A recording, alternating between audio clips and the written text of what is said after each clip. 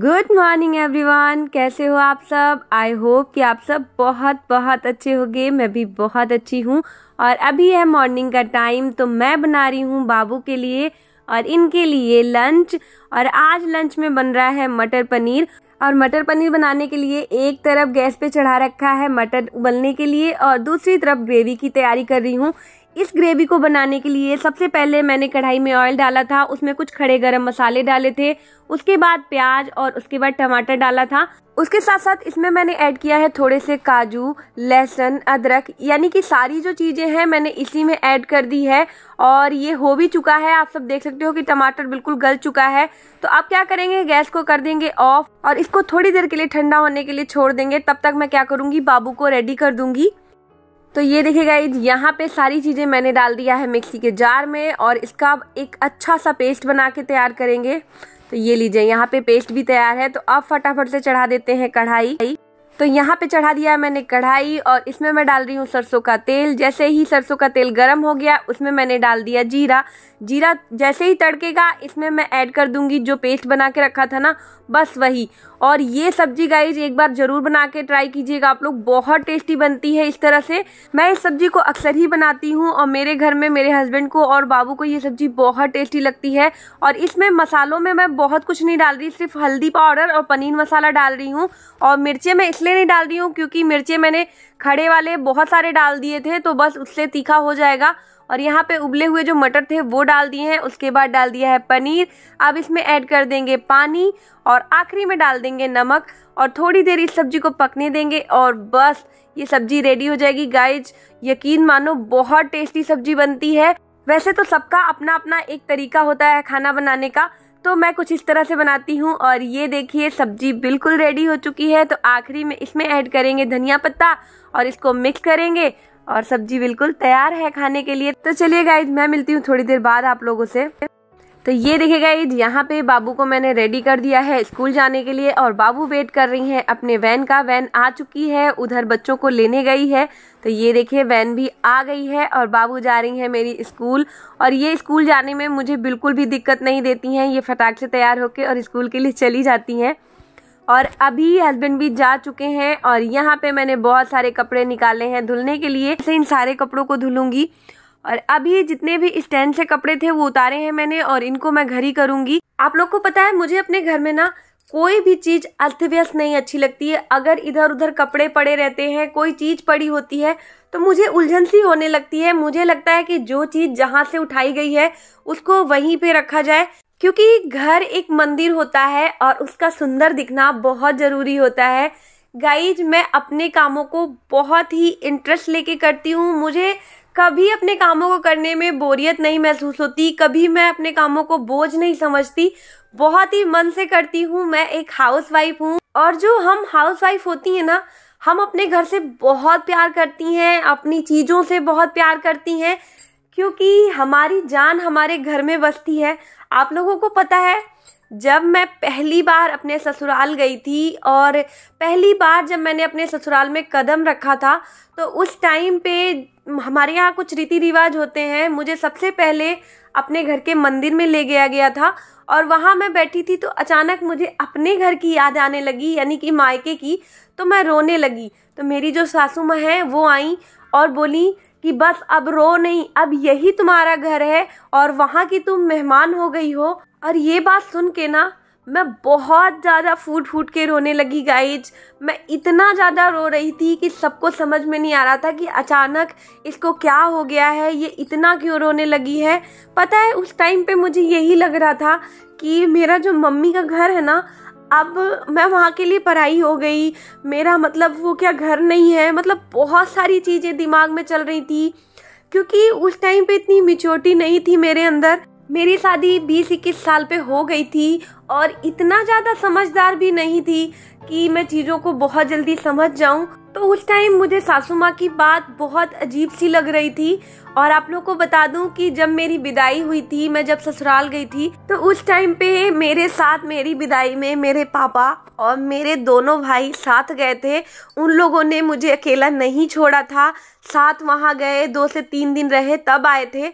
तो जिस टाइम सासू माँ ने मुझे ये बात बोली थी ना, तो उस टाइम पे बस एक ही चीज़ नज़र आ रही थी कि मेरे पापा और मेरे भाई दिख जाएं।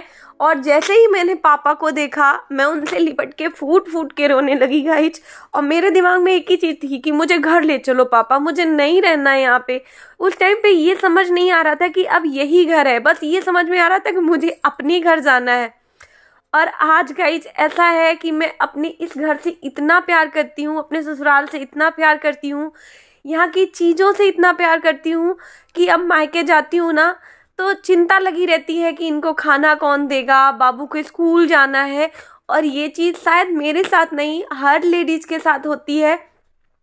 जब हम अपना घर छोड़ते हैं तो उस टाइम पे यही लगता है कि हमारा घर छूट गया, वो अपना नहीं है। ऐसा नहीं है कि मायके का घर अपना नहीं रहता, लेकिन समझ की बात है, हम समझ नहीं पाते। और एक समय ऐसा आ जाता है कि हम ससुराल छोड़ के मायके में 2 दिन रुक नहीं पाते। कितना अजीब है ना, मतलब कभी कभी ये सारी चीज़ें सोचती हूँ तो बहुत अजीब लगता है कि बस क्या बोलूँ। आज पता नहीं कहाँ से ये बात याद आ गई और आप लोगों के साथ शेयर कर लिया। मन में कभी कभी बहुत सारी चीज़ें चलने लगती हैं।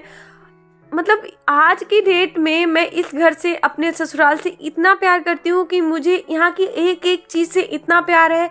इतने अच्छे से इनको सजाती हूँ, रखती हूँ कि पूछिए मत। लेकिन उस टाइम पे इतनी समझ नहीं थी कि यही मेरा घर है, यही परिवार है। बाद में धीरे धीरे चीज़ों को आदमी समझ जाता है, लेकिन उस टाइम पे नहीं था। तो इसी वजह से मुझे सासू माँ की वो बात बहुत खटकी थी, जबकि उनका कहने का कोई गलत मतलब नहीं था। उन्होंने तो सही कहा था कि ये घर ही अपना है। और सच तो यही है कि ससुराल का घर ही अपना है और मायका है, मायका भी अपना है, पर ससुराल में ही तो जीवन कटता है। कहते हैं डोली चढ़कर इंसान आता है, लेकिन अर्थी ससुराल से ही जाती है। तो बस कुछ ऐसी थी मेरी कहानी। बहुत सारी चीज़ें हैं ज़िंदगी में जो हो जाती हैं, हम याद रखते हैं, और वो मेरे लिए बहुत यादगार चीज़ है कि किस तरह से मैं अपने पापा से लिपट के रोई थी, अपने मायके जाने की जिद की थी।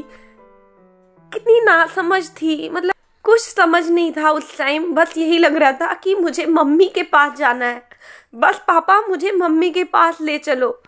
लेकिन आज वही इंसान इतनी समझदार हो चुकी है कि उसे दुनियादारी की सारी समझ है। उसे पता है कि क्या करना चाहिए, क्या नहीं करना चाहिए, घर गृहस्थी कैसे चलती है, कैसे सारी चीज़ों को जोड़ा जाता है, कैसे कम बजट में काम किया जाता है, कैसे अपनी लाइफ की फ्यूचर प्लानिंग की जाती है।